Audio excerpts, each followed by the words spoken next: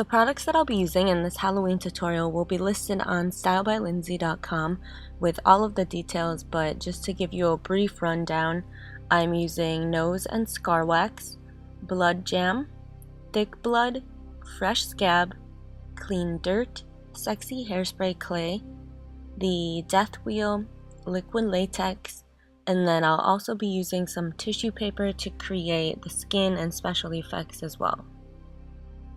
As for the brushes, I'm just using two different sizes here from Ricky's, the number 10 and 31. Of course, you could use any old cosmetics brushes or any other brushes that you might have.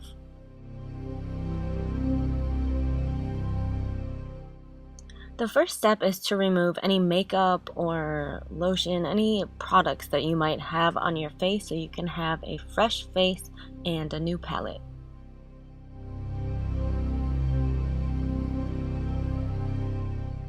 The second step is to apply a base coat, so I'm just going into the lightest shade on the Death Wheel palette and blending it all throughout my face, slightly down on my neck, and this will just create that zombie effect and make you look a little bit more dead. So just continue doing this until you've reached a shade that you're comfortable with.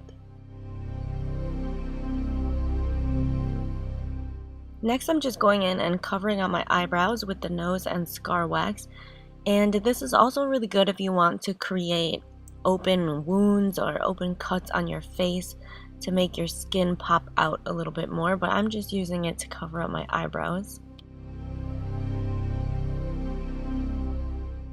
In step 4, I'm just adding depth to my face, and I'm doing this by blending the light blue and light green shade on the Death Wheel, and then I'm looking for the high points on my face where I can add shadowing and make it look a little bit more sunken in. So a trick to do this is to make a fish face, and then you suck in your cheeks and you'll notice all of the points where you can add shadowing. Now to create the dead looking eye, I'm just going into the maroon shade on the Death Wheel and pulling it from my inner tear duct out, winging it pretty deep out, and as you can see here, I'm just creating some depth and blending with some of the other shades. I'm just kind of playing around with the Death Wheel.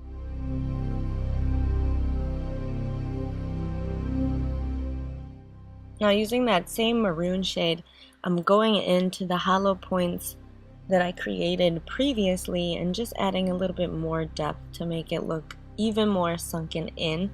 And then I'm also going to apply this to different parts of my face, like my nose. It's similar to contouring when you contour your foundation, but it's pretty simple. You just want to make your face appear slimmer and more hollow. To make my face look a little bit more dirty and rough, what I'm doing is I'm taking a Brillo pad and dipping it into a little bit of the clean dirt, and then I'm just applying it all scattered throughout my face.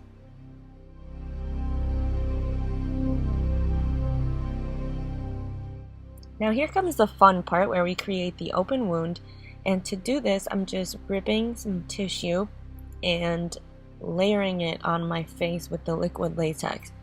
And I'm just framing my eye here because I wanted to create that open wound on my eye. Of course you could do this on any part of your face or even your neck. You could apply multiple openings if you want, but I'm just laying the liquid latex on top of the first layer, and you want to keep doing this, applying a generous layer of the liquid latex. And I'm also going to repeat this process. If you want a thicker skin and you want it to appear a little bit more richer, apply as many layers as you'd like. I'm just applying about 2 or 3 layers.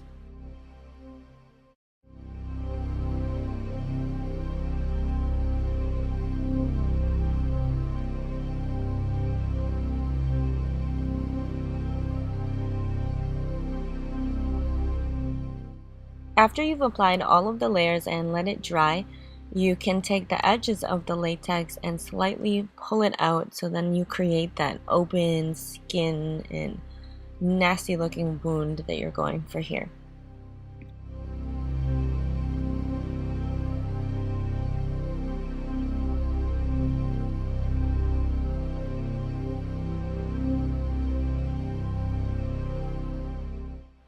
To intensify the wound, I'm applying the fresh scab, and this stuff actually looks pretty accurate. It's nasty and it really does look like a fresh scab. So I'm just going in and applying it all throughout the edges, the interior of this wound.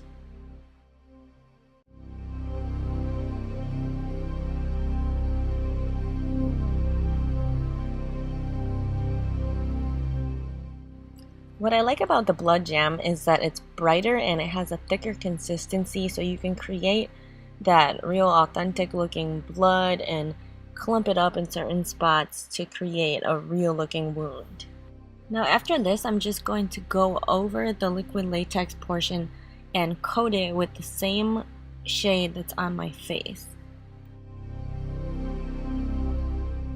The final layer is the thick blood, and this has a similar consistency to the blood jam, but it's a little darker and it just has a richness that intensifies your look. All I'm doing now is adding some final touches to the wound, making it drip a little bit and darkening the edges of the skin.